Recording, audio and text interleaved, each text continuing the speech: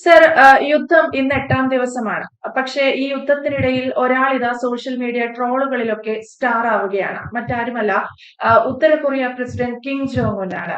തന്റെ കൈവശം എല്ലാ തരത്തിലുള്ള യുദ്ധ സാമഗ്രികളുമുണ്ട്, എല്ലാമുണ്ട്. പക്ഷേ യുദ്ധത്തിൽ ഇടപെടാനോ ഒരു യുദ്ധം നടത്താനോ കഴിയാതെ പോകുന്ന ഒരു യുദ്ധ കൊതിയന്റെ അവസ്ഥ.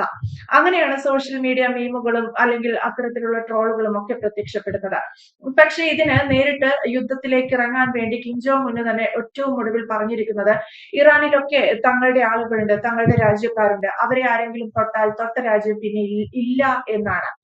കിം ജോങ് ഉൻ കൂടി ഈ യുദ്ധത്തിൽ, അല്ലെങ്കിൽ ഉത്തര കൊറിയ കൂടി ഈ യുദ്ധത്തിന്റെ ഭാഗമായി കഴിഞ്ഞാൽ ലോകത്തിന്റെ അവസ്ഥ എന്താണ്?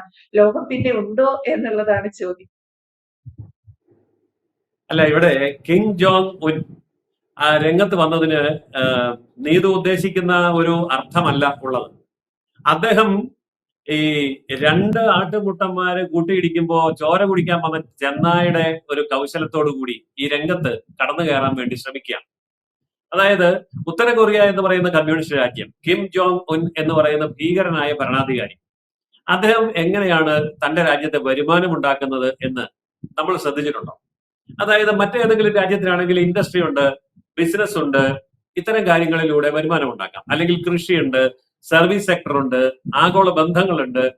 പക്ഷേ ഈ ഉത്തര കൊറിയ എന്ന് പറയുന്ന കമ്മ്യൂണിസ്റ്റ് ഭീകര രാജ്യം, അത് കമ്മ്യൂണിസ്റ്റ് രാജ്യം എന്ന് പറഞ്ഞാൽ പോലെ ഭീകര രാജ്യം, ആ ഭീകര രാജ്യം ചെയ്തുകൊണ്ടിരിക്കുന്നത് ആഗോള തലത്തിലുള്ള സാങ്ഷനുകളെ, അതായത് ഉപരോധത്തെ അവർ നേരിട്ടുകൊണ്ടിരിക്കുക.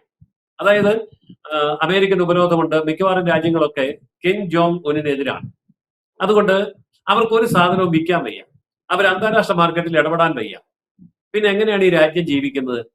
വളരെ ക്രൂരവും കിരാതവുമായ രീതിയിലുള്ള ഭരണത്തിന്റെ കീഴിൽ അച്ചടക്കമുള്ള ഒരു ജനതയായി നിന്ന് അവിടുത്തെ ജനങ്ങൾ ദുരിതം അനുഭവിക്കുന്നു എന്നുള്ളതൊരു സത്യമാണ്. പക്ഷെ അവരുടെ സാമ്പത്തിക വരുമാനം എന്താണ്? അവരുടെ സാമ്പത്തിക വരുമാനം പുറത്തു പറയാൻ കൊള്ളില്ല, സത്യം പറഞ്ഞാൽ കള്ളക്കടത്താണ്. കൂടുതൽ വാർത്തകളും വിശേഷങ്ങളും നിങ്ങളിലേക്ക് എത്താൻ ABC മലയാളം സബ്സ്ക്രൈബ് ചെയ്യുക, ബെൽബട്ടനും അമർത്തുക.